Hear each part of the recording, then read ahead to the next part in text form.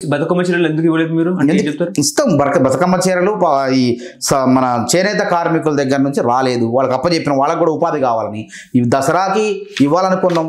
ఒకవేళ ఒకరోజు అటో ఇటో ఇవ్వటం ఖాయం. ఆడిపోతే దసరాగా దీపావళికి ఇస్తాం, పండక్కి ఇస్తాం, బతుకమ్మ రోజే ఇవ్వాలి. అవసరం ఏముంది? మేము ఇచ్చినాం, చేనేతను అసలు పట్టించుకోవట్లేదు మీరు అన్నట్టు మాట్లాడుతున్నారు. ఎవరు? బీఆర్ఎస్ వాళ్ళు అట్లే సిరిసిల్లలోనే సిరిసిల్ల లేనిది ఎక్కడ చేనేత ఉంటే అక్కడ అప్పచెప్పినాం. వాళ్ళ లెక్క చీరలు పొలాల్లో ఆరేసుకునేది ఏది పందులు పక్షులు రాకుండా ఆరేసుకోవడానికి కాదు. ఎవరైనా కట్టుకున్నారా మహిళలు వాళ్ళు ఇచ్చిన చీరలు? ఇవాళ ఇవ్వబోయే చీరలు 800 రూపాయలు ఒక్కొక్క చీర. మంచి నాణ్యమైన చీరలు, నాణ్యమైన మంచి రంగులు చీరలు ఇవ్వబోతున్నాం. చూడండి, ఇలా ఎటు చూసిన మహిళలంతా కూడా ఇలా ఊర్లలో ఆ భవిష్యత్తు రేపు ఇచ్చే దాంట్లో వాళ్ళే కట్టుకొని కనిపిస్తారు, ఆ చీరలతోనే కనిపిస్తారు. ఏంటి ఫిరాయింపుల ఎమ్మెల్యే పరిస్థితి ఏంది? ఏముంది, మేము స్పీకర్ నిర్ణయానికి కట్టుబడి ఉంటాం. వాళ్ళు అడిగితే ఏమంటున్నారు ఎమ్మెల్యేలు? మొన్న సుప్రీంకోర్టు చెప్పిన దాని ప్రకారం నోటీసులు ఇస్తే వాళ్ళు ఏం సమాధానం ఇచ్చారు? మేము బీఆర్ఎస్ ఎమ్మెల్యేలమే, మేము పార్టీకి మా జీతభత్యాల నుంచి 5,000 చొప్పున నెలకు కట్ అవుతున్నాయి, ఇదిగో సాక్ష్యాలు మా బ్యాంక్ ఖాతాలు. మరి మేము బీఆర్ఎస్ ఎమ్మెల్యే కాబట్టి మా యొక్క ఖాతా నుంచి ఎందుకు కట్ అవుతాయి? అసెంబ్లీ జరిగిన ప్రతిసారి హరీష్ రావు, కేటీఆర్ వీళ్ళంతా మా ఎమ్మెల్యేలే, మమ్మల్ని కూడా కలుపుకొని చెప్తున్నారు 38 మంది అని అంటున్నారు. మీరు కండువా కప్పలేదా? అవును, కండువా అంటే ఇది సాంప్రదాయం, తెలుగు సాంప్రదాయం, తెలంగాణ సాంప్రదాయం. పండగలు పబ్బాల్లో ఆచార వ్యవహారాల్లో కప్పుకునే కండువా. ఈ కండువాలో సోనియా గాంధీ, రాహుల్ గాంధీ, మల్లికార్జున్ ఖర్గే హస్తం గుర్తుంటే అది కాంగ్రెస్ కండువా. వాళ్ళ హస్తం గుర్తు ఇది ఇట్లాంటి కండవే ఎవరైనా నేను ఉందాగా ఉండటం కోసం వేసుకుంటాం. ఇది సంప్రదాయాల్లో పెద్దరికాన్ని గౌరవించడం కోసం ఈ కండవాలు కప్పుతాం ఇళ్లలోకి వచ్చినప్పుడు. అట్లాంటిది ఎవరైనా వాడవచ్చు. అయ్యగారులు కప్పుతారు, అయ్యగారుల ఇళ్లలో ఉంటాయి, అయ్యగారు కప్పుకోండి. ఆయన కాంగ్రెసా? ఈ కండవా ఎవరైనా కప్పుకోవచ్చు, ఈ కండవా ఎవరైనా కప్పుకోవచ్చు. కేసీఆర్ కూడా తెలుసుగా 2004లో పొత్తు పెట్టుకుని కండవా కప్పుకోలేదా?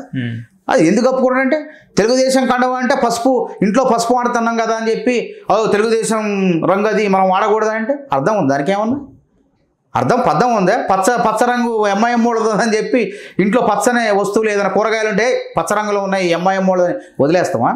ఆ పార్టీ గుర్తులు ఆ కండవా మీద ఉంటే దాన్ని మనం మాట్లాడాలి. నిజంగానే వాళ్ళు కాంగ్రెస్ కండవా కప్పినని ఇందులో ఏడాది కాంగ్రెస్ కూడా మీరైనా కప్పుకోవచ్చు, ఎవరైనా కప్పుకోవచ్చు. ఇది కాదు, పొందూరు కాదు ఇది. ఒక్కొక్క ఖద్దరు వాళ్ళ చేనేత పరిశ్రమను ప్రోత్సహించడం కోసం కూడా మేము కొనుక్కుంటాం. ఇట్లాంటిది చేనేత కుటుంబాలని ఈ కండవా ఎందుకంటే ఈ కండవా కొంటేనే కదా మాలాంటి వాళ్ళు కాంగ్రెస్ నాయకులే కొంటారు ఇట్లాంటి హుందా కోసం. కొనుక్కుంటే వాళ్ళ కుటుంబాలు బాగుపడతాయని, అంతే తప్ప మేము ఇదేదో కాంగ్రెస్ అని కాదు. కంపల్సరీ హస్తం గుర్తు కొనుక్కోవచ్చు, హస్తం గుర్తు కూడా ఉంటాయి, మేము వేసుకుంటాం హస్తం గుర్తు. అది ఏం కాదు. అది ఎవరు చెప్పాలా? నేను చెప్పడం, మీరు చెప్పడం కాదండి. స్పీకర్ గారు పలానా వ్యక్తి పార్టీ ఫిరాయింపుల చట్టాన్ని తెచ్చింది కాంగ్రెస్ ప్రభుత్వం 1985 సంవత్సరంలో రాజీవ్ గాంధీ తీసుకొచ్చిండు. ఆయారాం గయారాం సంస్కృతిని ఆపాలని చెప్పి ఆయన ఒక రోజులో 3 పార్టీలు మారాడు. ఉదయం ఒక పార్టీ, మధ్యాహ్నం సాయంత్రం ఒక పార్టీ. ఇది ఎక్కడ ఆయన బిత్తరపోయి ఈ చట్టం తీసుకొచ్చినాం. కాబట్టి ఈ 52 రాజ్యాంగ సవరణ తీసుకొచ్చినాం. తర్వాత వాజ్పేయి గారు ఏం చేసిండు? 91 రాజ్యాంగ సవరణ ద్వారా 2003లో దీన్ని మరింత పటిష్టంగా అమలు చేసేదని తీసుకొచ్చారు. అయినా తూట్లు పొడుస్తూనే ఉన్నారు. ఇవాళ నీకు తెలియదా? కాంగ్రెస్ పార్టీ లేకుండా చేయాలని చెప్పి నువ్వు కాంగ్రెస్ 12 మంది ఎమ్మెల్యేలు తీసుకున్నప్పుడు నీకు తెలియదా పార్టీ ఫిరాయింపుల చట్టం? 2014లో గెలిచిన తర్వాత కమ్యూనిస్టు పార్టీలని కూడా వదలలేదు. వదల అని చెప్పేసి ఒక దెయ్యం లెక్క అన్ని పార్టీల ఎమ్మెల్యే వైఎస్ఆర్సీపీ తెలుగుదేశం ఎమ్మెల్యేలు తీసుకొని తలసాని శ్రీనివాస యాదవ్ మంత్రి చేయలేదా? అది అనైతికం కాదా? అంటే నీ దాకా వస్తే కానీ నొప్పి తెలవట్లేదా? నీ దాకా వస్తే నొప్పి తెలవట్లే. అయినా నీ లెక్క బెదిరించో నయానికో భయానికో మేము చేయలేం. మొత్తం ఎమ్మెల్యేని కలిపితే 42 మందిని తన పార్టీలో చేర్చుకున్నటువంటి ఆయన ఇలా నీతులు మాట్లాడుతుంటే ఎట్లుందంటే వాళ్ళు బీఆర్ఎస్ వాళ్ళు దెయ్యాలు వేదాలు వల్లించినట్లుంది, భూతాలు భగవద్గీత ప్రవచనాలు చేసినట్లుంది, సైతాను బైబిల్ వాక్యాలు చెప్పినట్టుంది వాళ్ళు ఆ విధంగా మాట్లాడుతుంటే. న్యాయమే? అసలు నైతికత ఉందా? అయినా మేము రాండి బాబు అంటే ఈ పార్టీకి మేము కనుక రాహుల్ గాంధీ గారు సంవిధాన బచావు రాజ్యాంగాన్ని కాపాడదామని ఆయన తిరుగుతున్నప్పుడు ఆయన ఆదేశాలు, రేవంత్ రెడ్డి గారి ఆదేశాల ప్రకారం మిగతా 10 మంది 15 మంది వస్తే విలీనమైంది. కానీ మేము ప్రతిపక్షం ఉండాలి, ప్రతిపక్ష నాయకుడు అసెంబ్లీకి రమ్మంటున్నాం. మేము ఉండాలి, ప్రతిపక్షం ఉండాలంటే మేము నిజంగా తలుపులు తెరిస్తే ఆ 15 మంది వస్తారు, 25 మంది చట్ట ప్రకారం పార్టీ ఫిరాయింపుల చట్ట ప్రకారం విలీనమవుతారు. కేసీఆర్ ఎందుకు మీకు? హరీష్ రావు ఉన్నారు, కేటీఆర్ ఉన్నారు, వీళ్ళిద్దరు సాలదా అన్నట్టు కూడా మాట్లాడుతున్నారు కదా. ఎవరు? కేసీఆర్ ఎందుకు మీకు? హరీష్ రావు కేటీఆర్ ఉన్నారు కదా, సాలదా? మరి వాళ్ళకి ఇవ్వండి. మాకు రాజ్యాంగబద్ధంగా ప్రతిపక్ష హోదా ఉన్న నాయకుడు ఎవరో వాళ్ళు కావాలా, అంతేగాని హరీష్ రావు కేటీఆర్ ఎమ్మెల్యేలే కదా వాళ్ళు. మీరేదో పెట్టుకోవచ్చు కానీ ప్రతిపక్ష నాయకుడు ఎవరు? కేసీఆర్. మరి ఎందుకు వస్తున్నావు? ఒకరోజు అసెంబ్లీకి పోయంటే జీతభత్యాలు ఆగిపోతాయని వస్తాడు. పేద ప్రజల మీద ప్రేమ కాదు, ప్రజల మీద, తెలంగాణ ప్రజల మీద ప్రేమ కాదు. నా జీతభత్య పోకపోతే నేను అనర్హతకు గురైతా. ఆయన వాళ్ళు ఇప్పటికీ రేవంత్ రెడ్డి ముఖ్యమంత్రిగా అనుకోవట్లేదు అనుకుంటా. వాళ్ళు అనుకోపోతే ఆయన అనుకుంటే ఏంది, అనుకోపోతే ఏంది? తెలంగాణ ప్రజలు రాజ్యాంగం రేవంత్ రెడ్డి ముఖ్యమంత్రి అని రాజ్యాంగం మీద ప్రమాణం చేసి ఇవాళ రేపటికి డిసెంబర్ వస్తే 2 సంవత్సరాలు అవుతుంది. ప్రజలు అనుకోవాలి కానీ నువ్వు అనుకుంటే, ప్రజలు అనుకుంటే దిగిపోయావు నువ్వు. రేవంత్ రెడ్డి మళ్ళీ అదే అంటున్నా, ఇవాళ నువ్వు రేషన్ కార్డులు ఇవ్వకపోతే రేవంత్ రెడ్డి వచ్చి రేషన్ కార్డులు ఇచ్చిండు. ప్రజలు ఆటో డ్రైవర్ల దగ్గర నుంచి కూలీ నాలు చేసుకునే ప్రజల దగ్గర నుంచి రేషన్ కార్డు ఇచ్చిన రేవంత్ రెడ్డి మాకు ఆత్మగౌరవాన్ని ఇచ్చిండని చెప్పి వాళ్ళు రేవంత్ రెడ్డి దీవిస్తున్నారు. నువ్వేం చేసినావు? మేము ఇందిరా మిల్లు కడితే నువ్వు కట్టవా? మేము ఆ రోజు 20 లక్షల ఎకరాలు పంచినాం అన్ని వర్గాలకు. ఇస్తే నువ్వేం చేసినావు? మేము పంచిన భూములు ఖరీదుకున్నాయని చెప్పి వాళ్ళ దగ్గర లాక్కుంటేవి. అసైన్ భూములు లాక్కున్నాడు. వ్యాపారాలు చేశారు, రియల్ ఎస్టేట్ వ్యాపారాలు చేశారు. ఇలా ధరణిలో దాదాపు మొన్న 25 లక్షల ఎకరాలు మాయమైంది. పెద్ద ఎత్తున విచారణ జరుగుతుంది దాని మీద. ధరణి పేరుతో దోచుకున్నారు. అది దొరల పోర్టల్ అయిపోయింది ధరణి పోర్టల్. కాబట్టి మళ్ళీ దాటన్నింటిని కూడా పేద ప్రజలకు అప్పచెప్తాం. మేము ప్రభుత్వానికి తీసుకొస్తాం, ప్రజల ఆస్తిగా మారుస్తాం. కాబట్టి వాళ్ళు ఒప్పుకునేది ఏంది, ఒప్పుకోకపోతే ఏంది? జూబ్లీహిల్స్ ఉప ఎన్నికలు ఎవరు గెలుస్తారు? మీరా? నేను ఒకటే చెప్తున్నా, కంటోన్మెంట్ ఉప ఎన్నికల్లో దివంగత లాసెనంత గారు ఎమ్మెల్యేగా ఉండి చనిపోతే ఎవరిని గెలిపించారు ప్రజలు? కాంగ్రెస్ అభ్యర్థి గణేష్ని, కాంగ్రెస్ పార్టీని గెలిపించారు. ఎందుకు? అభివృద్ధి. ఈ ఎమ్మెల్యేలు కూడా పార్టీ ఎందుకు మారుతున్నారు? ఫిరాయింపులు. భవిష్యత్తులో బీఆర్ఎస్ ఉండదు. వాళ్ళ ఇంట్లో కుమ్ములాట్లు, కవిత, హరీష్ రావు, కేటీఆర్ మధ్య గొడవలు. ఈ కుంపట్లో ఇంట్లో గుండెల మీద కుంపట ఉన్నది.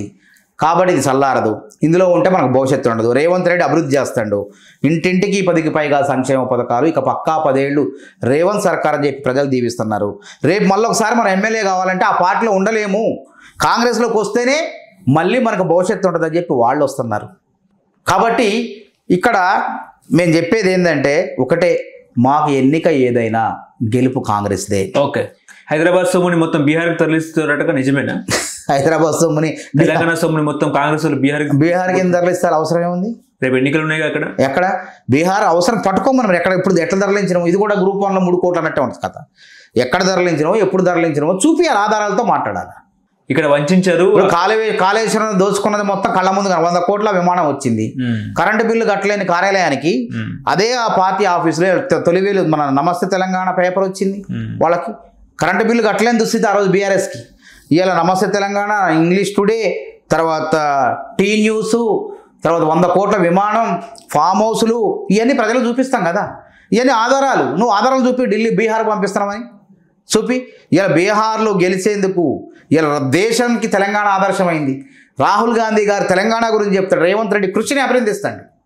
42% రిజర్వేషన్లు ఏ విధంగా ముందుకు పోయిండు, కులగణన ఏ విధంగా చేశారు, బీసీలకు ఏ విధంగా న్యాయం చేసే ప్రక్రియ మొదలైంది అని చెప్పి కర్ణాటకలో కూడా మళ్ళీ ఆదర్శంగా తీసుకొని వాళ్ళు మనలాగానే ప్రారంభించారు. ఇలా నరేంద్ర మోడీ కూడా జనగణన మాత్రమే చేస్తా, జాతి గణన చేయను, కులగణన చేయను అని చెప్పి భీష్మించి కూర్చుంటే రాహుల్ గాంధీ దెబ్బకు దిగొచ్చి నేను కూడా కులగణన చేస్తానడా లేదా? అవును. కాబట్టి ఇలా కులగణనకు దేశానికి ఆదర్శం ఏం కాబోతుంది? తెలంగాణ. రేవంత్ రెడ్డి యొక్క సూత్రం ఏదైతే ఉందో అది రేపు దేశానికి ఆదర్శం కాబోతుంది. ఇప్పుడు ముఖ్యంగా ఏంటంటే కోర్టు ఏమో 10 రోజులు ఎలక్షన్ స్టేటస్ని ఆపండి అని చెప్పి కూడా కోర్టు చెప్తే ఈ సడన్గా ఎన్నికల నోటిఫికేషన్ వచ్చింది. మళ్ళీ సాయంత్రానికి మళ్ళీ ఏమైనా మా అడ్వకేట్ జనరల్ వీళ్ళు వాదిస్తారు. పేద ప్రజలకు న్యాయం చేస్తానంటే అడ్డుపడేది ఎవరు? అడ్డుపడినా సరే అదన్న కదా. రేవంత్ రెడ్డి లాంటి ఋషి తపస్సు చేస్తుంటే ఈ దెయ్యాలు, భూతాలు, ఈ రాక్షసులు వచ్చి భగ్నం చేయాలని ప్రయత్నం చేస్తాయి. ప్రభుత్వానికి సవాళ్ళు వస్తాయి. తర్వాత వాటిని సవాళ్ళను పరిష్కరించే దిశలో ప్రభుత్వాలు పోతాయి. మనుషుల కష్టాలు ఉంటాయి, సుఖాలు ఉంటాయి. ప్రభుత్వానికి కూడా అంతే. ఎన్నో అవాంతరాలు వస్తుంటాయి. అవాంతరాలు దాటుకుంటూ ముందుకు పోతాం తప్పకుండా. ఇచ్చిన మాట ప్రకారం ఈ దేశంలో నేను ముందు చెప్పిన ఈ దేశంలో బహుజనులకు 27% రిజర్వేషన్లు కాంగ్రెసే ఇచ్చింది. తమిళనాడులో అమలవుతున్న 69% రిజర్వేషన్లు కాంగ్రెస్ ప్రభుత్వమే ఇచ్చింది. అదేవిధంగా కేంద్రీయ విద్యా సంస్థలు 27% రిజర్వేషన్లు అమలవుతున్నవి కాంగ్రెసే ఇచ్చింది. ఇవాళ లంబాడీ సోదరులకు కూడా కాంగ్రెస్ పార్టీ వాళ్ళ జీవన పరిస్థితిని బట్టి వాళ్ళకి ఎస్టీలుగా చేసింది కాంగ్రెసే. కాబట్టి వర్గీకరణ చేసింది, ఎస్సీల వర్గీకరణ చేసింది కాంగ్రెసే. కాబట్టి రేపు 42% రిజర్వేషన్లు విద్యా ఉద్యోగాల్లో స్థానిక సంస్థల్లో రిజర్వేషన్లు కల్పించేది కూడా కాంగ్రెసే. హలో, తెలుగు రాజ్యం ఛానల్ చూస్తున్నారా? సామాజిక రాజకీయ జీవన చిత్రణే తెలుగు రాజ్యం. అతిశయోక్తులు అసత్యాలు ఉండవు. రాజకీయ కోణం కాదు, ప్రజా కోణమే కొలబద్ద. తెలుగు రాజ్యం వీక్షణ మీ ఉత్తమ అభిరుచికి నిదర్శనం.